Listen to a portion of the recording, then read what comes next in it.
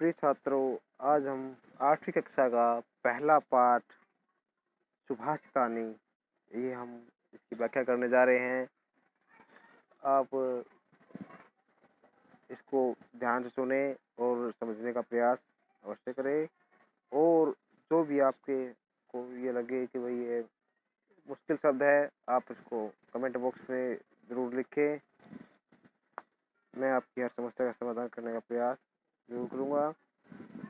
तो चलते हैं अपने पाठ की तरफ। पाठ का नाम है सुभाषितानी। आप देखते हैं सुभाषितानी पाठ है ये। इसमें सुभाषितानी जो शब्द है इसका अर्थ दे रखा है सुभाषित मतलब सु मतलब अच्छा, सु मतलब अच्छा, भाषित मतलब कहा गया, अच्छी तरीके से कहा गया या फिर अच्छे वचन। हम इसका ये अर्थ ले लेंगे। अच्छे वचन मतलब सुभाषितानी। अच्छे वचन मतलब सुभाषितानी। ये सु और भाषित इन दो शब्दों से मिलकर बना है। सु का अर्थ अब मैंने आपको अभी बताया, सुंदर, मधुर या फिर अच्छा। भाषित मतलब वचन, अच्छे वचन। इस तरह सुभाषित का अर्थ हो गया सुंदर, और भाषितानी मतलब अच्छे वचन। ये जो आपका पाठ है, ये जो आपका पाठ है ये हमारा सूक्ति मंजरी, नीति शतकम, मनुस्मृति, शिशुपाल वध, पंचतंत्रम से रोचक और विचारोत्तेजक श्लोकों का संकलित किया गया है। अर्थात कहने का मतलब ये है, जो आपका पाठ है, जो इस पाठ में आपको अच्छी अच्छी बातें बताई जा रही है, ये अलग अलग ग्रंथों का संग्रह है। जैसे इसमें आगे आपका सूक्ति मंजरी, नीति शतकम, मनुस्मृति, शिशुपाल वध, पंचतंत्र, इन सभी से ये पाठ संकलित किया गया है। अलग अलग ग्रंथों से ये पाठ संकलित किया गया है, ये पाठ लिया गया है। तो ज़्यादा समय न लेते हुए आप इस पाठ पर आते हैं। तो ये पहला श्लोक दिया गया, इसमें गुणा, इसमें विसर्ग आएंगे बेटा। देखिए गुणा, गुणा मतलब गुण, गुणगेषु, गुणियों में, गुणा भवन्ति। इसका अर्थ समझ लें आप। गुण तभी तक गुण होते हैं जब तक वे गुणी व्यक्तियों के पास होते हैं। पहले जो है गुणा मतलब गुण, गुणगेश मतलब गुणी व्यक्ति, गुणा भवन्ति, गुण होते हैं। गुण तभी तक गुण होते हैं जब तक वे गुणी व्यक्तियों के पास होते हैं। गुण तभी तक गुण होते हैं जब तक वे गुण होते हैं।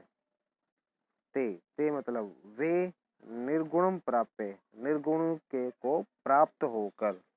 निर्गुण प्राप्य मतलब निर्गुणी को प्राप्त होकर। भवन्ति दोषः, भवन्ति दोषः। आप सभी शब्दों को मेरे साथ बोले और इसको समझने का प्रयास करें। पहली पंक्ति में हमने पढ़ा गुणा गुणगेषु गुणा भवन्ति। गुण गुणी व्यक्तियों के पास ही रहकर गुण होते हैं।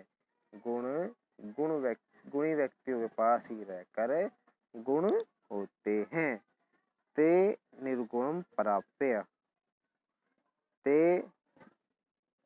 ते निर्गुणम प्राप्य, वे निर्गुणी को प्राप्त होकर, वे निर्गुणी को प्राप्त होकर भवन्ति दोषः, दोष बन जाते हैं, दोष बन जाते हैं। ठीक है। फिर कवि ने एक उदाहरण के माध्यम से समझाया किस प्रकार गुण बुरे व्यक्ति मतलब निर्गुणी के पास जाकर दोष किस प्रकार बन जाते हैं। इसमें कवि ने एक उदाहरण दिया। देखिए इसमें सुस्वाद तोया। सु मतलब सु का अर्थ हमने पाठ में के प्रारंभ में भी पढ़ा था। सु मतलब अच्छा, सुंदर, मधुर, ये होता है स्वादु तोया, अच्छे। स्वादु मतलब स्वाद मतलब टेस्ट। अच्छे स्वभाव वाली तोया, तोया मतलब जल। सु मतलब सुंदर या मधुर, स्वादु मतलब स्वभाव, तोया मतलब जल। तोया, तोया मतलब जल। प्रभवंती, प्रभवंती नद्य, बहती हुई नदियाँ। अच्छे जल वाली बहती हुई नदियाँ, अच्छे जल वाली बहती हुई नदियाँ। क्या होगा इसका पूरी पंक्ति का अर्थ? अच्छे जल वाली बहती हुई नदियाँ। नदियाँ मतलब नदियाँ, क्या लिखेंगे? नदियाँ। ठीक है, नदियाँ, अच्छे जल वाली नदियाँ। देखेंगे समुद्रम आसाद्य भवन्ति अपेया, समुद्रम आसाद्य भवन्ति अपेया। अभी देखिए समुद्र, समुद्रम आसाद्य, इसका मतलब होता है समुद्र में मिलकर। ठीक है, समुद्र में असाध्य का अर्थ होगा ये समुद्र में मिलकर, समुद्र में मिलकर। ठीक है, भवन्ति अपेया, ये दो शब्दों से बना है। ये शब्द है एक भवन्ति अपेया। अगर किसी से बच्चे को ये बोलने में दिक्कत हो रही है तो इसको अलग अलग करके आप लिखते हैं भवन्ति अपेया, भवन्ति अपेया। भवन्ति आपको प्राय देखो 2 बार शब्द आया ये। भवन्ति अपेया मतलब हो जाती है, अपेया मतलब पीने योग्य नहीं होती रहती। तो इसमें देख लें समुद्र में साध्य मतलब समुद्र में मिलकर, भवन्ति अपेया मतलब अपेया पीने योग्य नहीं रहती। तो आप देखें पूरे श्लोक के इंग्लिश में, गुणा गुणगेषु गुणा भवन्ति, गुण गुण गुणी व्यक्तियों के पास ही रहकर ही गुण कहलाते हैं। देखिए गुण जब तक गुण होते हैं जब तक वे गुणी व्यक्ति के पास होते हैं। ते निर्गुण प्राप्य है, जब वे निर्गुणी मतलब बुरे व्यक्ति के पास चल जाते हैं तो भवन्ति दोषा, वे दोष के रूप में बदल जाते हैं। उस अब फिर कवि ने एक उदाहरण दिया आपको, सुस्वाद तोया, अच्छे जल वाली, प्रभवंती नद्य, बहती हुई नदी, समुद्रम असाध्य भवन्ति अपेया, समुद्र में मिलकर क्या हो जाती है? पीने योग्य नहीं रहती। अब हम इसको इस तरह से लिखते हैं, जिस प्रकार अच्छे जल वाली बहती हुई नदी समुद्र में मिलकर पीने योग्य नहीं रहती, उसका जल पीने योग्य नहीं रहता, उसी प्रकार गुण तभी तक गुण होते हैं जब वे गुणी व्यक्तियों के पास होते हैं। और समुद्र में मिलकर क्या होता है? वो जिस प्रकार नदियों का जल पीने योग्य नहीं रहता, उसी प्रकार गुण जब तक गुणी व्यक्ति के पास रहते हैं तभी तक वे गुण कहलाते हैं। ते निर्गुण प्राप्य है, ते निर्गुण प्राप्य है, वे बुरे व्यक्तियों के पास या फिर बुरे व्यक्तियों को प्राप्त होकर भवन्ति दोषा, दोष बन जाते हैं। ठीक है, इसमें बताया गया आपको गुण गुणी व्यक्ति के पास रहकर ही गुण होते हैं, निर्गुणी व्यक्ति को प्राप्त होकर वे दोष बन जाते हैं। सुस्वाद तोया, अच्छे जल वाली भवन्ति नद्य, बहती हुई नदियाँ, समुद्र में असाध्य, समुद्र में मिलकर, भवन्ति अपेया, अपेया मतलब पीने योग्य नहीं रहती। अच्छे जल वाले बहती हुई नदियाँ समुद्र में मिलकर उनका जल पीने योग्य नहीं रहता। ठीक है, आशा करता हूँ ये आपको समझ में गया होगा। अगले श्लोक पर चलते हैं।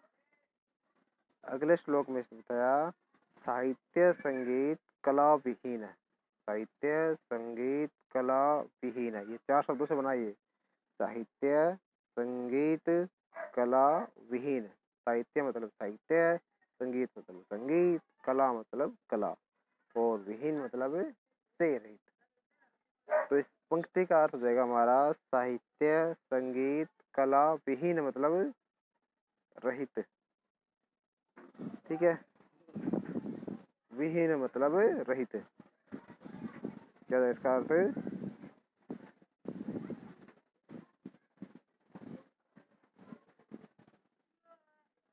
रहित। तो साहित्य संगीत कला से रहित, साहित्य संगीत कला से रहित। साक्षात पशु पुच्छ विषाणहीन। ये साहित्य संगीत और कला से जो विहीन होते हैं ना, उन व्यक्तियों के बारे में इसमें बताया जा रहा है जिन व्यक्ति के पास न तो साहित्य है, न संगीत है, न कला है। अर्थात न साहित्य का ज्ञान है, न संगीत की का ज्ञान होने, न ही किसी प्रकार की उसके पास कला है। इन सभी इन चीज़ों से वो क्या है, वो रहित है।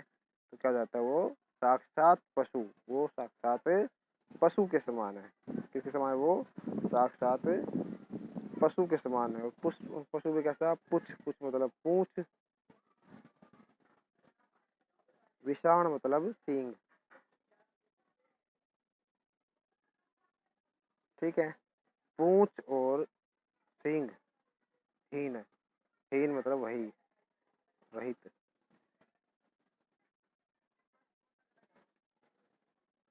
क्या जाएगा ये? साक्षात पशु पुच्छ विषाणहीन है। वह व्यक्ति बिना पूंछ और सींग के पशु के समान है। वह व्यक्ति बिना पूंछ और सींग के पशु के समान है। क्या होगा इन दोनों का हिंदी देखेंगे हम। जिस व्यक्ति के पास न तो साहित्य है, न संगीत है, न कला है, इन सभी से क्या वो रहित है। जो व्यक्ति साहित्य संगीत और कला से क्या है, रहित है। साक्षात पशु पुच्छ विषाणहीन है। वह बिना सींग और पूंछ के पशुओं के समान है। वह बिना पूंछ और सींग के पशु के समान है। ठीक है। तो अब देखेंगे अगली दो लाइनों का। तृणम मतलब घास,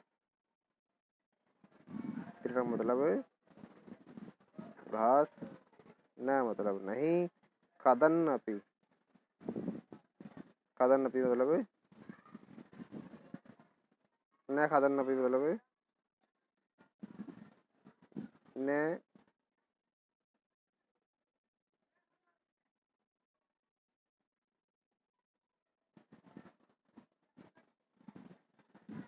खादन्नपि मतलब न, खादन्नपि मतलब न खाकर भी, न खाकर भी जीवमान है, जीवित रहता है। जीवमान मतलब जीवित रहता है। बिना घास खाए भी वह जीवित रहता है। इस लाइन की हिंदी क्या करेंगे हम?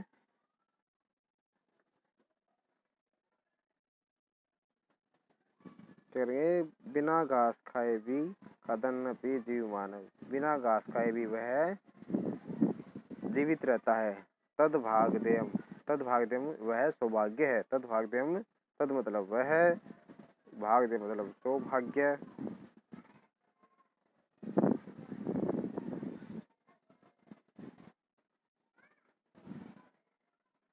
वह